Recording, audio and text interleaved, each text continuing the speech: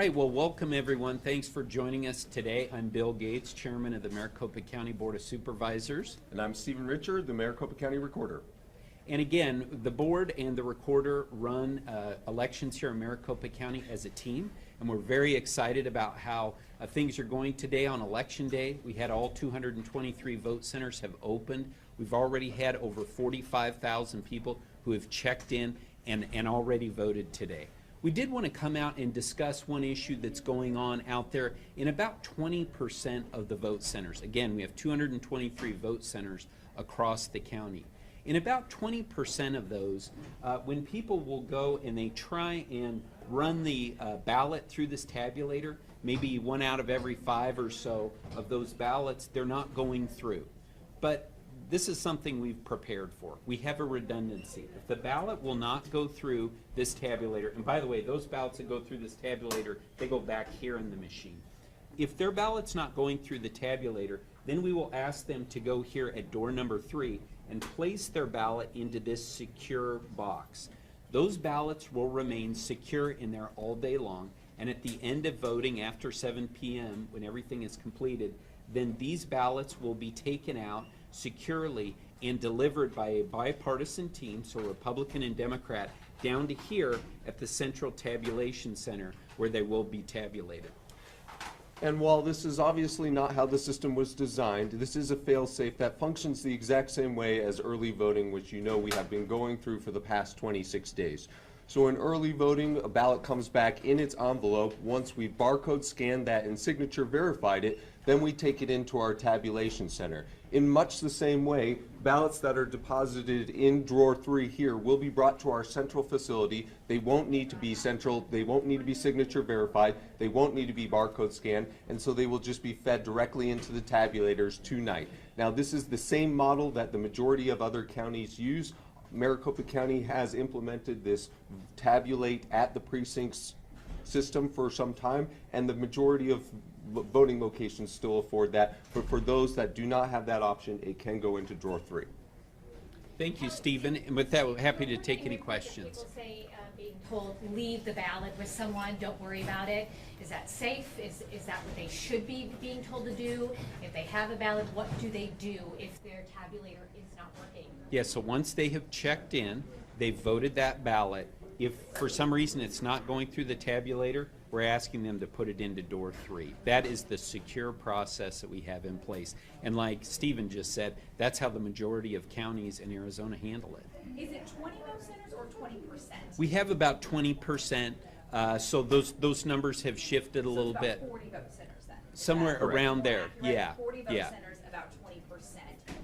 I know people are going to say, okay, shouldn't this have all been perfect? So walk me through the testing on this, and I guess what happened? So again, yeah, we test these machines. That's part of the process. We go through it for every election.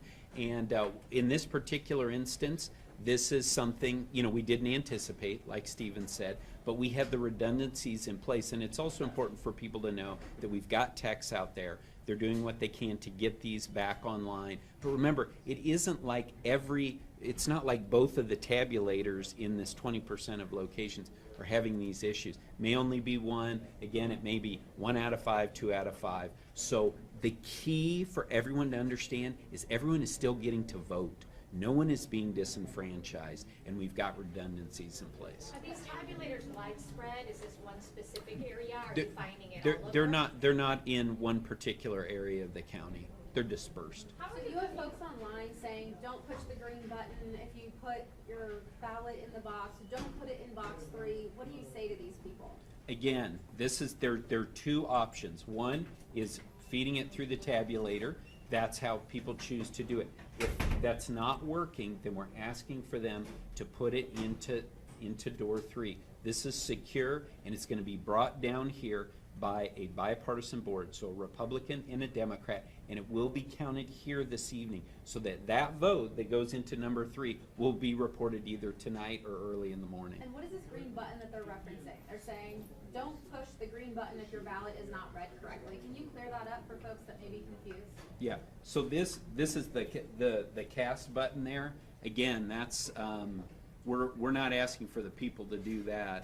That relates to if you overvote a contest. So for instance, on the judicial retention elections, if you voted both yes and no, the machine would say, that's an overvote. Do you want to override that, or do you want your ballot to be back out such that you can correct that?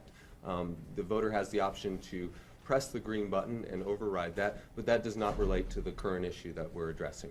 How are you communicating to poll workers on site to make sure that they are communicating this effectively to all of the folks that are in line and are having concerns about? In the background, we can just kind of, it Yeah, can kind so of be a fluid that's, situation. we've got a team here that's making sure that that's being communicated out to the poll workers. We have troubleshooters who are out there who are participating in it. So we have a, Okay. communication coming out of this center to make sure that So they're you don't getting wanna the hear same from me, you wanna message hear out from the there press from across home. all of our 223 vote locations. You spent much of the last 2 years trying to convince the people here in Maricopa County that the election, That I 2020 was can- valid, that your systems Okay. in place are secure.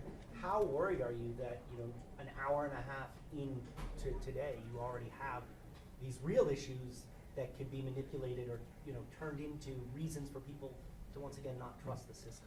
I think we're very concerned about that, and that's why we have this convening right now, and that's why we're trying to put out this message right now that it is going to look in some of these voting locations like the other Arizona counties. Obviously, it's disappointing, and yes, undoubtedly, some people will exploit it for that purpose. We will continue to do what we've done the last 2 years, which is just offer correct information, offer accurate information. We have the techs out there, I know they're working on it, but how long do we expect this problem to last? Not sure at this point. Again, we're addressing it, and we'll get those up as soon as possible. But again, no one is being disenfranchised. That is the important thing. And none of this indicates any fraud or anything of that sort. This is a technical issue, and we have a redundancy for it, and we're utilizing it. Is it the same issue happening at every polling center, or is it different issues across the board? Yes, the same issue. And have you been able to remedy it at any of those centers? We have been able to remedy it at some centers. Again, we are absolutely laser focused on this to do what we can to get these addressed. But again, people, if they, I also want to talk about the lines that are out there, okay? We're finding that this is not something that's generating a bunch of long lines out there. I think the longest wait maybe 30 or 40 minutes, which again, in a big election like this, a lot of attention.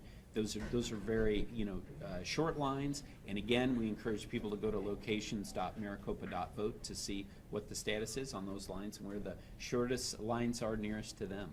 And you might have touched on this already, but why exactly are the tabulators not functioning how they're supposed to? And so that is something that the techs are trying to determine. If I tried to explain it, my name is Bill Gates, but I don't think that would go over well. So. Stephen, are you guys done with this? Does anybody have any questions if I grab one of you for an interview? Hang on, Yeah. So you want, let's take 2 more questions, please. Has something like this happened in previous elections? Well, I'm not sure if it's happened before.